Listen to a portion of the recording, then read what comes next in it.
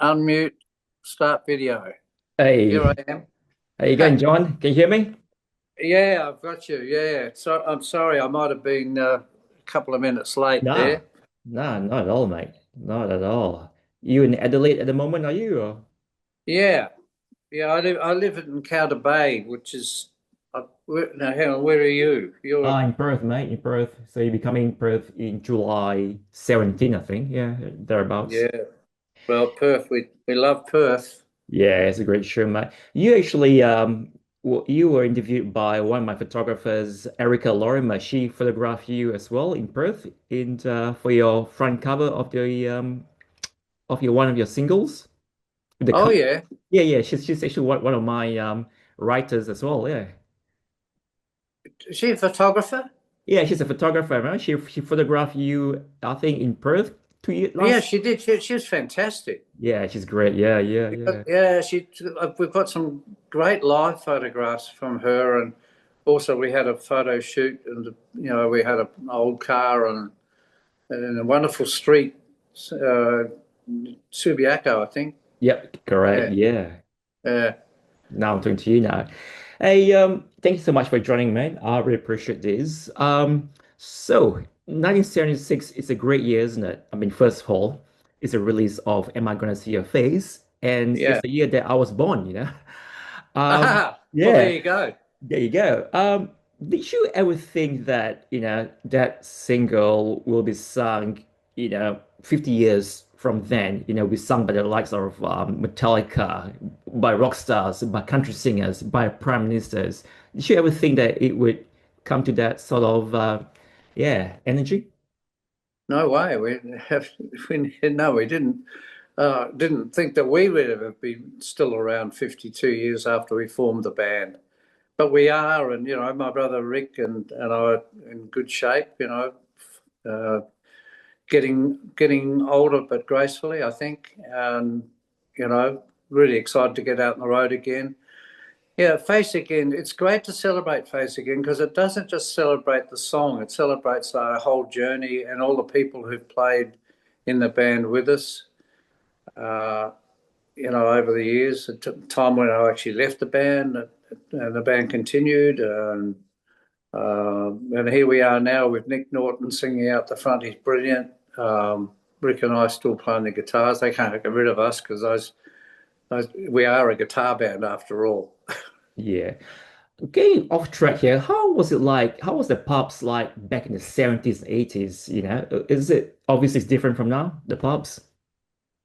Well, the thing is that the pubs all went kind of into disco. So disco was our enemy back then. There were even people had badges going death to disco, because we were competing with that really. There was, and, we'd do something like Checkers, which is not a pub but it's a club in Sydney, and you'd do half hour of the band playing, half hour with the disco, and the dance floor would be full of mainly women, young women, which is fine, Yeah. and then we'd hit the stage and the dance floor would empty, Woof, all gone.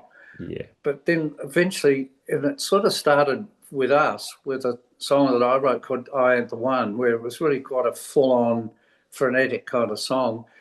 And we were playing checkers one night, and we did "I Ain't the One" for the first time, and the dance floor filled up. So it was kind of, in that process, all these pubs that had disco machines, they basically threw them out and then went rock and roll, and it was great. Yeah. And we're just one band of a number that caused that situation to happen. Yeah. So this song, Am I Gonna See Your Face, has that Aussie lyricism about it, right? It has a happy-go-lucky vibe. It's this kind of song that we would be singing in a pub, at midnight with all drunk, everyone's drunken. But it has a deeper, darker meaning to it, isn't it? I mean, it was written at the back of a tragedy, right? Am I correct? Yeah, well, the am I allowed to swear on your interview? Please. So the "No Way Get Fuck Off" happened. We have no idea how, and it happened in a massive sort of way. Now it's huge. I mean, I'd love us to do the AFL Grand Final. It'd be fantastic. Imagine 100,000 people chanting that. But yes, the song's actually written. Doc Neeson wrote the lyrics of that song, and Rick and I got involved in the music of it. But it was about a friend of his who died in a car accident. So yeah, if you look at the lyric, it's really quite a sad song. But of course, we revved it up. Rick and me, being into rock and roll, we revved it up a bit and turned it into a rock song. But yeah, it's quite sad. Yeah. So I think by 1979, there were three versions of this song. Am I correct? That could be right because we re-recorded that with Buzz and Chris, Buzz Bidstrup and Chris Bailey when they joined the band in late '76, and by the time we got to '79, for some reason I know why we re-recorded the song for the American Face to Face album. So, and there's probably a live version of it as well in the original. Yeah, there were three versions. One on our very first album, which is called The Angels, which I don't particularly like. I think for some reason we slowed it down and turned it into a bit of a boogie song, and I don't think it's a great version. I love the original single with Charlie King on the drums. Uh, it just it's got a bit of magic, and it's Vander and Young magic really because they produced it, Yeah. and you know they, they were I think the greatest producers this country's ever known. You know there are other great ones too, but I think they were just amazing. So I love that first single. Rick's just done a video using that as a soundtrack and including the different singers over the years because we've had and do have three different singers through our history. Which is Doc Neeson, the wonderful Doc Neeson. Then we've had Dave Gleeson, who is a great friend of ours and was with us for 13 years, but moved on. He's got a radio show and he's Yeah. sort of too busy. Nick Norton's been singing with us now for 3 years, and everyone loves him. He's just great, wonderful. I mean, arguably, there's actually four versions. Like you say, no way, get fuck off. I know you say you're not sure where it came from, but can you guess perhaps like what have you heard so far, like in the last 50 years or so? Yeah, 40 years. Yeah. Well, it's impossible to work it out because we're talking about the early 80s where there were no mobile phones, there's no internet. So communication was a lot more difficult.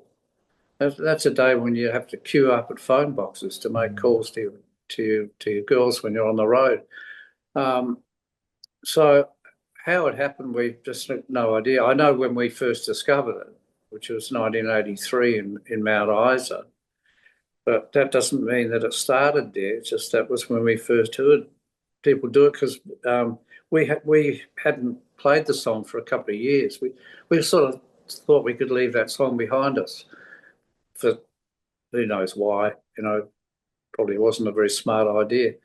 But when we did Mount Isa, we did so many encores. They kept hollering for more. So we did Face Again, and 3,000 people chanted, "No, we get fuck off at us."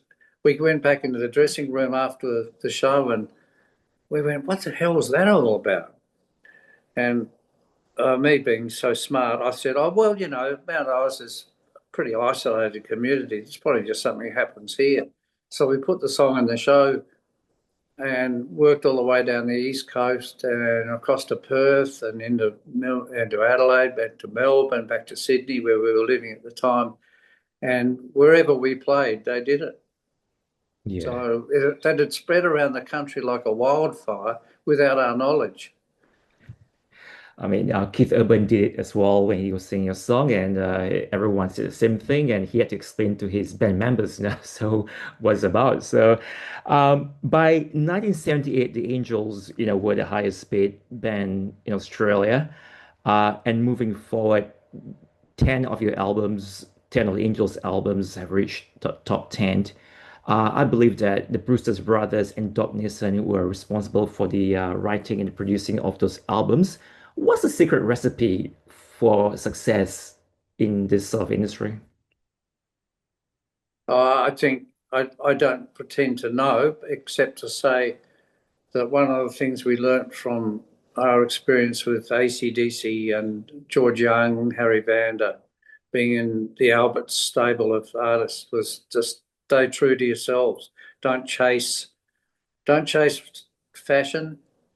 Just stay true to what you're doing. So I think that was probably the biggest lesson we learned because when we got to record the Face to Face album, which was actually produced by Rick and me with Mark Opitz, that's exactly what we did. We discovered our style or our angle or whatever you want to call it, and that album is represents that really well, I think. And still today we're basically the same. Yeah. And I mean, the Angels supported the likes of David Bowie and Pearl Jam, back in the 70s, 80s. How was it like to be a member of the Angels back in its, yeah, I mean, you guys are still, you know, pretty up there still, but back in the 70s, 80s, you guys were in your heydays. How was it like to be a member of the Angels with 100,000 Fantastic. people screaming, Yeah, I mean, back in the when the band started to you know hit the big time, if you like, it was a bit like being on the lead racehorse, flying along, and you couldn't get off because it was too dangerous, and and but the other racehorses were just behind us, and it felt like that. It was a rush, and it was great to be a part of that, and to play gigs like the Bondi Lifesaver, which was probably licensed for about 300 people, and to have nearly 2,000 people in there was pretty exciting. Pretty dangerous too. I mean, fortunately, nothing ever really happened at any of these gigs, but it was there were no fire exits at some of these venues, no decent ones anyway. So we were probably pretty lucky, but it was a very exciting era. But for me, it's still exciting. When every time I stand on a stage with my brother over the other side, and I've got sons in the band now playing bass and drums. It's just amazing. We play like we mean it. The songs don't feel dated. huh? You So still, yeah. yeah, yeah, it's amazing, isn't it? And I mean, despite the success, if all the success, I think you left the band in 1986. Do you mind me asking what's the reason you left the band? Oh well, we've been touring the world from 1980 through 85, and the 1985 tour got pretty crazy over in the States. We were stuck in. I remember being stuck in Milwaukee for a week, not knowing where the next gig was going to come from. But meantime, just uh, money was just flowing out of our bank account at the rate of knots, and so we were heading to. I think had we not come back to Australia and sort of picked up the pieces back in Australia, I think we might have all lost our houses. So it was a Mm. pretty tough time. It was exciting. Some of the tours we did in America were really exciting, particularly early in the mid '80s when we were headlining some gigs in the West Coast, like the Paramount Theatre in Portland and the same Paramount Theatre in Seattle as well. Those sort of venues. We were playing to thousands of people headlining. It was really quite exciting. There were cities like New York where we did really well, Chicago, Los Angeles. But we had an agent then that I think he was the wrong agent for the band and just got pretty crazy. So we came back and I think my brother and I needed a break from each other. So I left the band, came back though, and it's all good now. Y'all good? No regrets at all? Nah.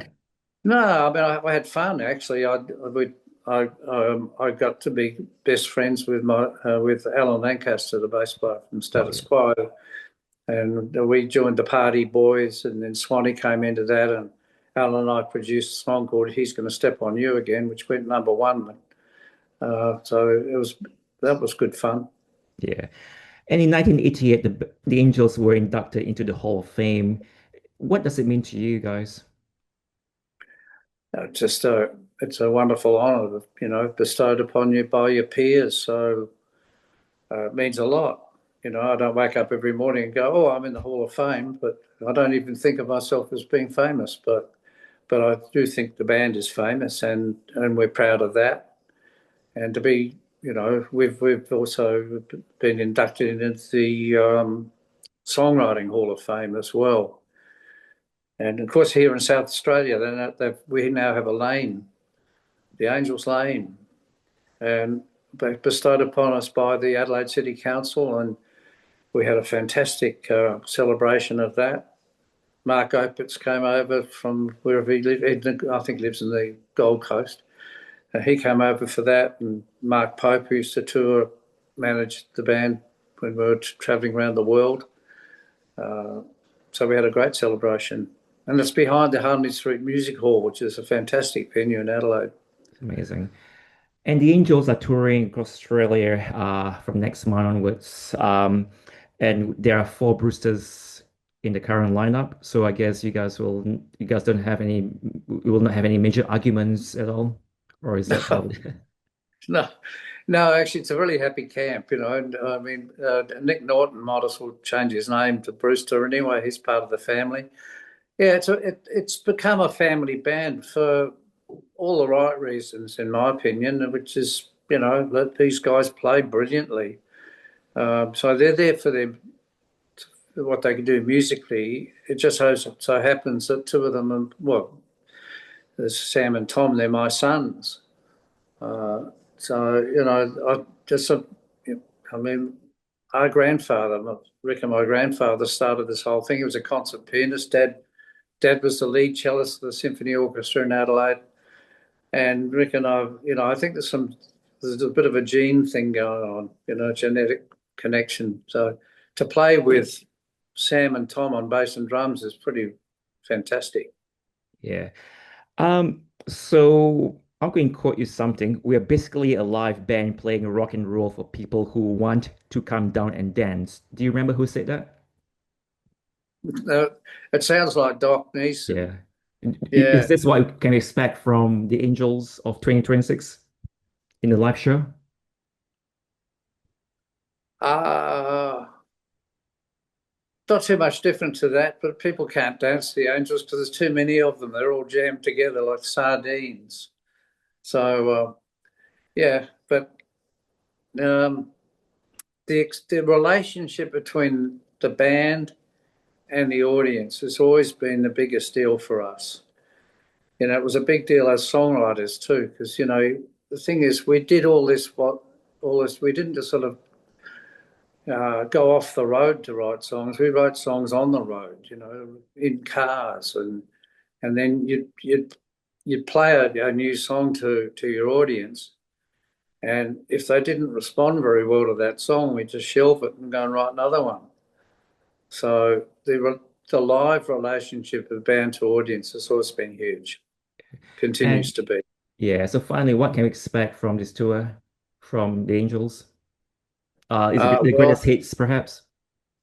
I'm sorry, say again. Is it the greatest hits tour as well? Yeah. I mean, pretty much every time the band plays as the Angels, it is kind of a greatest hits. Although we try and uh, put songs in there that are not necessarily the singles, but they're huge songs. Like, I mean, Marseille, for example, wasn't a single. It was overseas, but not here. And we'll finish the show with that because it's a great set closer. So it's a combination of greatest hits and maybe greatest songs. Songs that weren't necessarily hit singles, but I can tell you that it's still a great experience to both play in the Angels and it's obviously a great experience to come and see them too because the responses to the band from our audience are amazing. And finally, can I get a plug from you? I'm John Brewster from the Angels. You're on Sheldon Ang Media. Do you mind? Is that okay?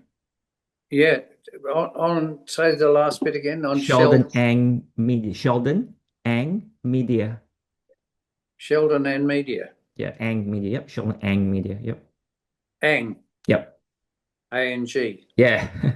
Okay, Sheldon Ang Media. Okay. Hi, this is John Brewster from the Angels. You're on Sheldon Ang Media.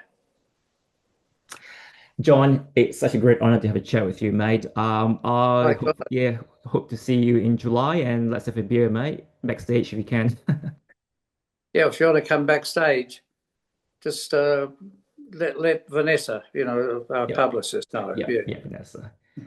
Thank you so cool. much, John. It's such a great honor. See Great you, to mate. talk to you. See you See then, you, mate. buddy. Yeah, bye. Bye.